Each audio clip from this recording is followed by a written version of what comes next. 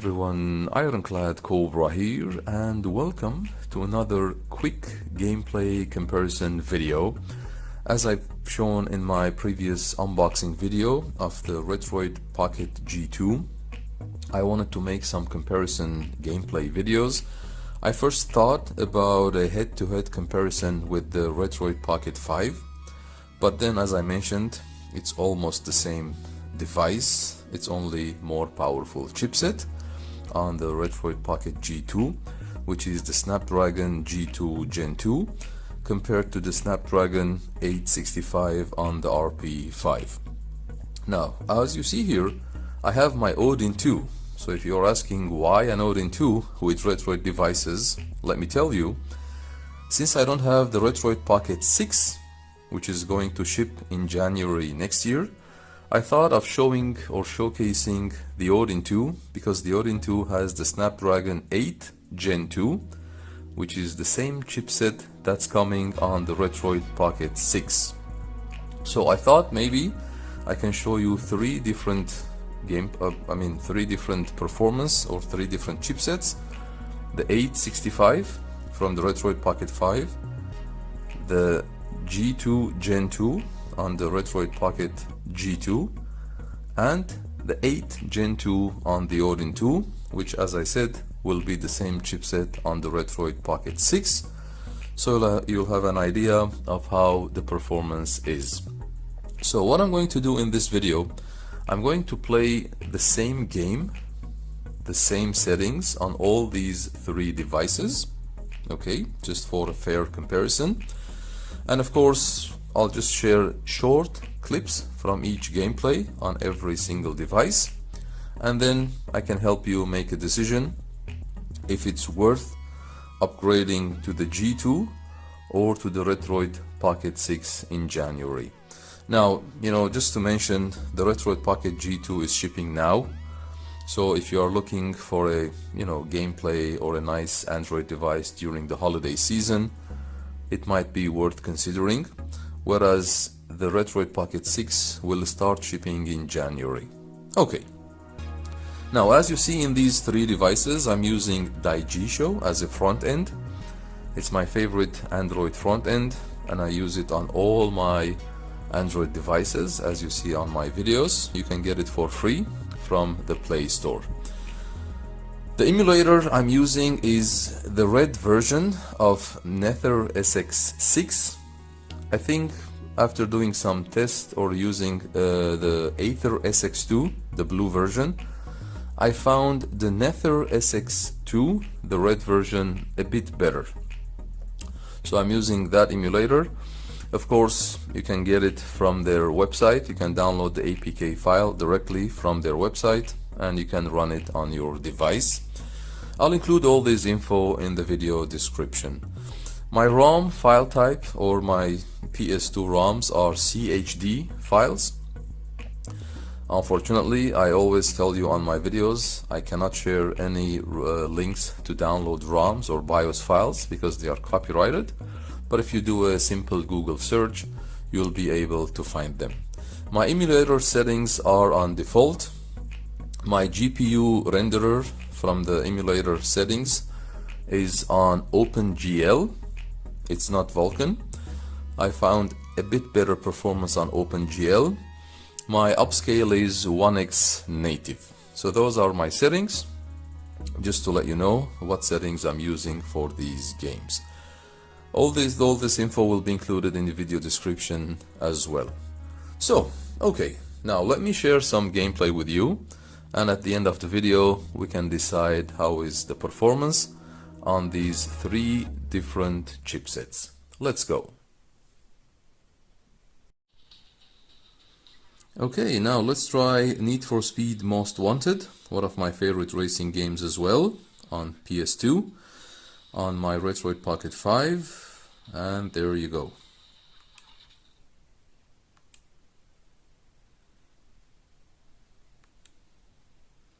I put the FPS indicator, top right corner of the screen.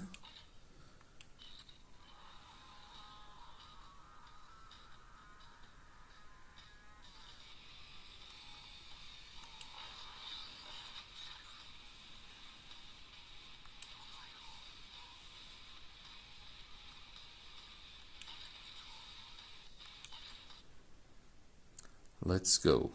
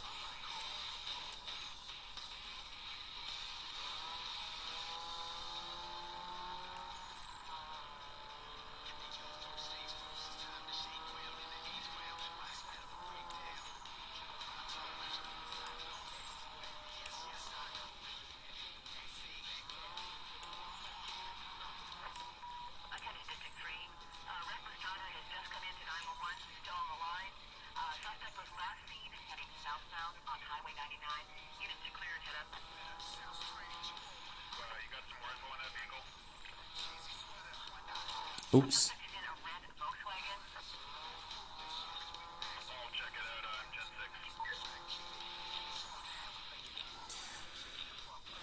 I run out of time.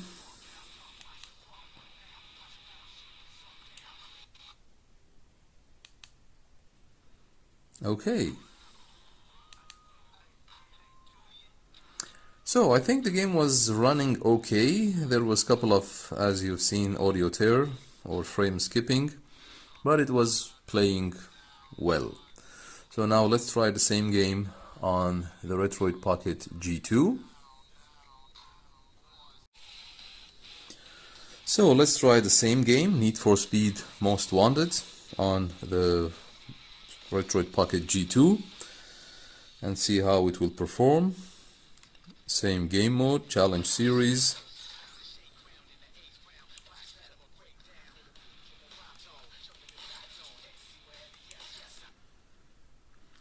Let's see how the Snapdragon G2 Gen2 will perform this game.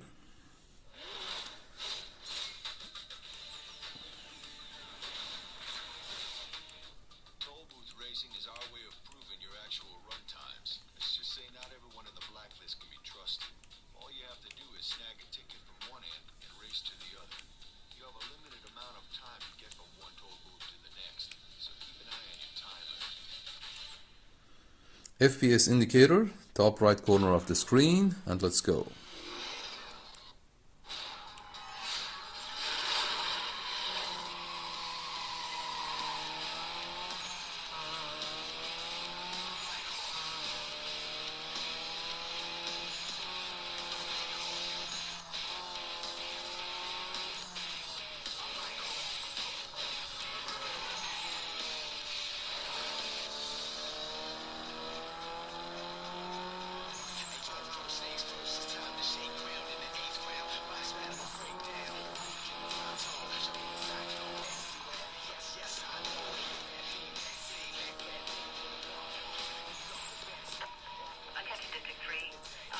Oops.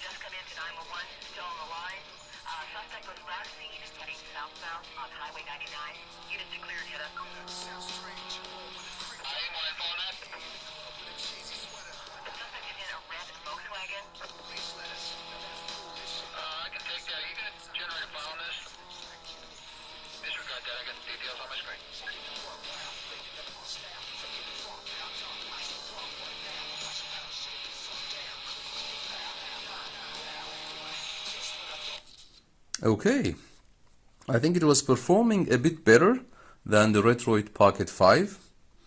So I think it was an easy 60 FPS on the G2 with the Snapdragon G2 Gen 2.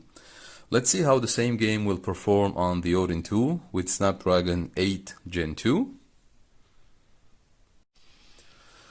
So let's run the same game, Most Wanted, Need for Speed, one of my favorite racing games, on the Odin 2 with the Snapdragon 8 Gen 2.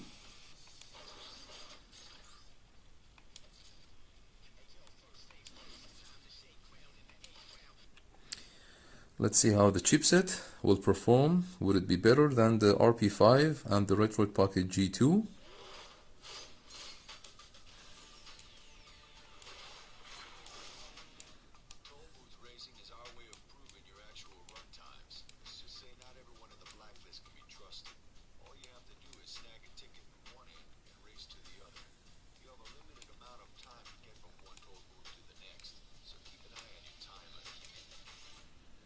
Let's go. FPS indicator, top left corner of the screen.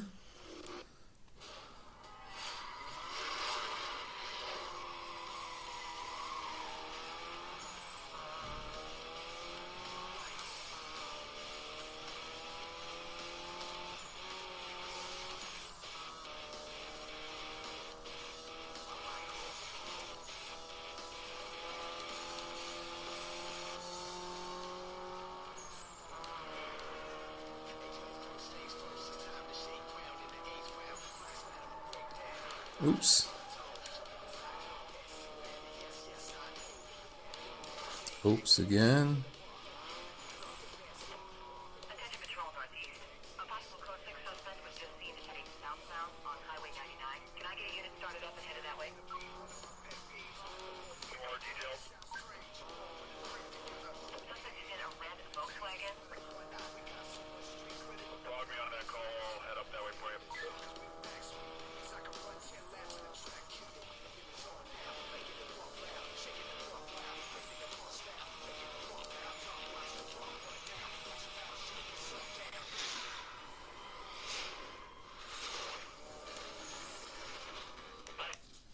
Okay, I think it was running great at 60 FPS.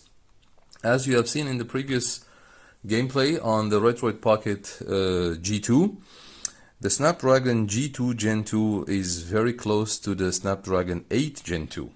So both devices performed the game quite well at 60 FPS. I think the Retroid Pocket 5 with the Snapdragon 865 was less smooth. So let's see the final verdict. Okay, let's see. After doing the gameplay videos, as you have seen, actually surprisingly the performance is very close between the Snapdragon G2 Gen 2 on the Retroid Pocket G2 and the Snapdragon 8 Gen 2 on the Odin 2, which is the same chipset that's coming on the Retroid Pocket 6. So, as I mentioned earlier, if you would like to have a device in your hand now, I think the G2 is a great option since they are shipping now. But on the other hand, as I mentioned in my unboxing video as well, it would be more, I think, my personal opinion, it would be more, I think, likely to upgrade to the Retroid Pocket 6 with the Snapdragon 8 Gen 2, because you are getting a bit of more power or a bit of more performance, as well as a bigger battery on the Retroid Pocket 6. The RP6 will have a 6000 mAh battery, whereas the G2 and the RP5 have 5000 mAh battery. So at the end, it's your option. As I said, all these devices are great. The RP5 is great, the G2 is great, and the RP6 will be great as well. But it's totally up to you. The performance is very close in the games that I tested. On other games, it could be a different story. In the future, if I find a chance to test other games, I'll definitely share with you as well. But as a bottom line, as I mentioned, in my videos, all the opinions are of my own. Yes, huge thanks to Retroid for sending the review units. But of course, as I mentioned, this is not a sponsored video. There's no money exchanged between me and Retroid, and they are not seeing my review videos ahead of time. So all the opinions are my own. Final thought, if you already have an RP5, I personally think it would be better to upgrade to the RP6. But on the other hand, as I mentioned, the G2 is shipping now, and the performance difference is not too big between the RP G2 and the RP6 that's coming with 8 Gen 2. So if you have any questions, I'll be more than happy to help out and to answer as much as I could. I hope you enjoyed the video. Feel free to like and subscribe, and always remember, we don't stop gaming because we grow old. We grow old because we stop gaming.